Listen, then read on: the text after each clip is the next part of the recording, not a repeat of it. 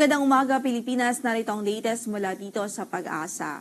Halos maghapon pa rin ang inaasahang mga pagulan sa silangang bahagi ng Southern Luzon dahil apektado pa rin ho ito ng shear line. Ito yung boundary o salubungan ng hangin na nanggagaling sa northeast at yung hangin na nanggagaling sa silangang bahagi ng bansa. Samantala, medyo may kalamigan pa rin ang panahong mararanasan lalong-lalo na po sa gabi at madaling araw sa malaking bahagi ng Luzon dahil apektado pa rin ho tayo ng amihan na northeast monsoon. Maliban sa malamig na panahon ay ang mahihinang pagbuhos ng ulan sa malaking bahagi ng northern Luzon at sa silangang bahagi ng central Luzon. Samantala, yung easterlies nakakaapekto din sa natitirang bahagi ng ating bansa. Kasalukuyan din itong nagdudulot ng mga mataas na tsansa ng mga pag-ulan sa malaking bahagi ng Visayas. At isang trough naman po o extension ng isang LPA ang nakakaapekto dito sa Palawan.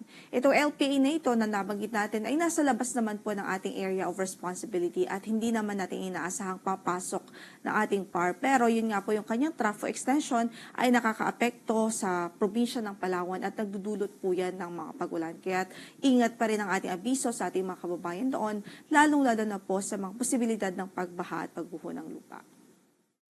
Samantala para sa ating forecast sa pagtayo ng panahon, magiging mataas pa rin yung tsansa ng halos tuloy-tuloy na pagulan. Dito po sa Bicol Region, sa Quezon Province, maging dito sa Oriental Mindoro, Marinduque at Romblon, yan ay dahil sa shear line. Samantala mahihinang mga pagulan naman ang inaasahan dito po sa Cagayan Valley Region, Cordillera Administrative Region, maging sa Aurora Province dahil naman po yan sa epekto ng northeast monsoon. Yung Palawan Province, makakaranas pa rin ng maulap na papawirin at mataas na tsansa ng mga pagbuhos ng ulan at pagkidlat pagkulog dahil sa trough ng isang LPA. Samantala dito naman sa Metro Manila at natitirang bahagi ng Luzon Province o Luzon Landmass, asahan natin ang bahagyang maulap hanggang sa maulap na papawirin at may mga tsansa lamang ho na isolated o pulo-pulong mahihinang mga pagulan dahil sa amihan. So saan man ang lakad natin sa araw na ito ay huwag hong kalimutang magdala ng payong bilang pananggala sa ulan. Samantala dito sa Metro Manila, 22 to 29 degrees Celsius ang inaasahang magiging agwat ng ating temperatura for today. Malamig din sa Baguio, 14 to 20 degrees Celsius, 20 to 29 degrees Celsius naman sa Tagaytay, habang sa Lawag ay 20 to 29 degrees Celsius din. Sa Tuguegarao ay 20 to 27 degrees Celsius naman ang inaasahang magiging agwat ng temperatura. Sa Legazpi ay 23 to 30 degrees Celsius.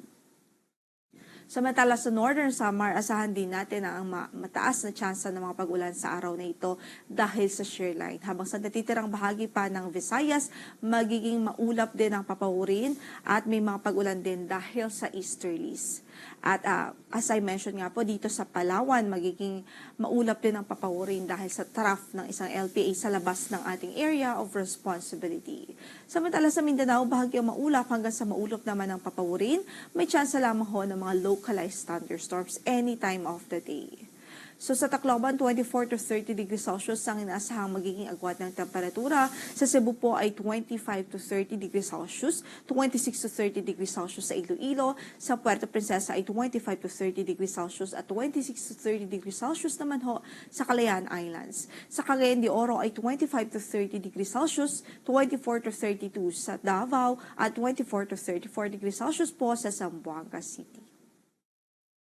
Kasalukuyan nga po ay meron pa rin tayong weather advisory at in effect pa rin ho yan at dito nga po sa Catanduanes, Albay at Sorsogon na inaasahan pa rin natin ang mga pagulan na pwede pong umabot hanggang sa 100 millimeters of rainfall in 24-hour period. So, ibig sabihin, posible ang mga localized flooding, lalong-lalo na po sa mabababang lugar o low-lying areas at sa mga lugar na malapit po sa ilog. Kaya ingat po ang ating abiso sa ating mga kababayan. We are advising the general public to take precautionary measures, lalong-lalo na po sa mga lugar kung saan ilang araw na pong nakakaranas ng halos tuloy-tuloy na mga pagulan dahil sa shear line. Samantala, wala rin po tayong gale warning ngayon na nakataas sa lumang bahagi ng ating mga baybaying dagat, moderate o katamtaman hanggang sa maalam